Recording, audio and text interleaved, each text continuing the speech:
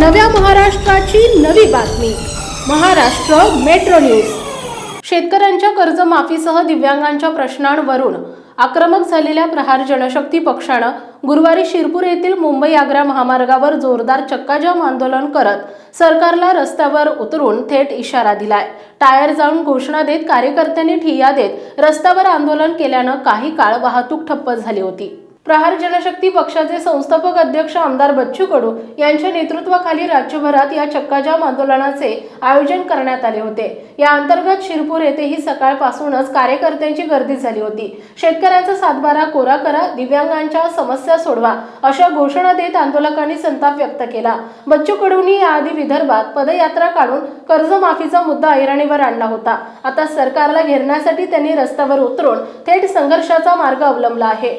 शिरपूर मधील आंदोलनावेळी प्रहार जनशक्ती पक्षाचे तालुकाध्यक्ष ईश्वर बोरसे, शेतकरी फाउंडेशनचे गोपाल राजपूत, मोहन पाटील, शिरपूर फास्ट संघटनेचे हंसराज चौधरी, सामाजिक कार्यकर्त्या डॉक्टर सरोज पाटील, काँग्रेसचे मनोहर पाटील, कॉम्रेड शिवाजी बोरसे, शिवसेना उद्धव ठाकरे गटाचे भरतसिंह राजपूत आदींसह शेकडो कार्यकर्ते उपस्थित होते।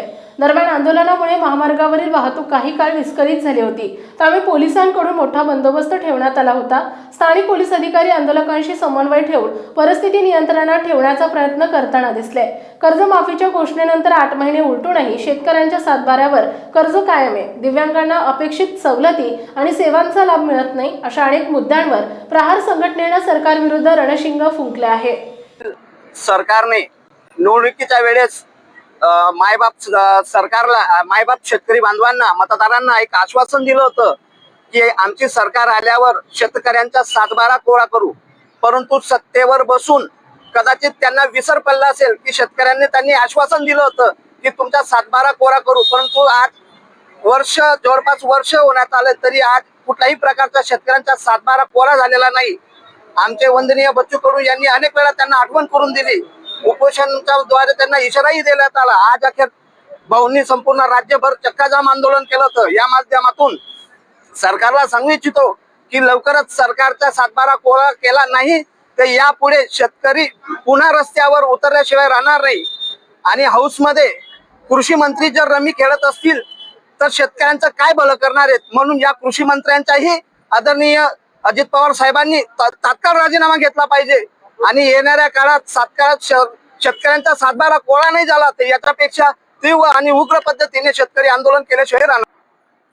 की शेतकऱ्यांच्या संदर्भात एक मोठा निर्णय घेतला होता सरकारने की आम्ही सत्तेवर आल्या की सर्वप्रथम आम्ही शेतकऱ्यांचा सातबारा कोरा करू, परंतु प्रत्यक्षात तो निवडणूक जुमला ठरला आणि त्या पद्धतीने त्यांच्या लक्षात आणून देखील सदर सरकारला जाग येत नसेल तर या आंदोलनाच्या माध्यमातून प्रहार संघटनेचे बच्चूभाऊ कडू यांनी या पद्धतीने आंदोलन केले, उपोषण देखील केलं त्यांनी, परंतु तरी सुद्धा सरकारला आजपर्यंत जाग आली नाही। सरकारला जाग आली नाही हा वेगळा भाग आहे। त्याच्यानंतर जर कृषी मंत्री सुद्धा जर विधानसभेमध्ये पत्ते खेळत असतील तर हे दुर्दैवी आहे शेतकऱ्यांचं की असा कृषी मंत्री आपल्याला लाभला की जेणेकरून तो आपल्या शेतकऱ्यांना न्याय तर देऊ शकला नाही, परंतु उलट तो रमी खेळून कसा त्याचा व्यर्थ वेळ घालवतोय, आपलं विधानसभेचा वेळ घालवतोय। शेतकऱ्यांविषयी कुठलीही आस्था नसलेल्यांना तात्काळ मी म्हणतो राजीनामा दिल्यापेक्षा हकलपट्टी केली पाहिजे यांची।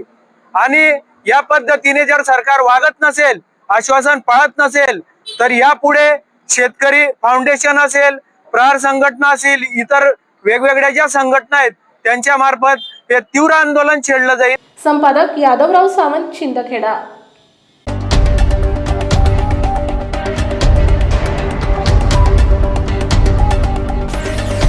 नव्या महाराष्ट्राची नवी बातमी महाराष्ट्र मेट्रो न्यूज।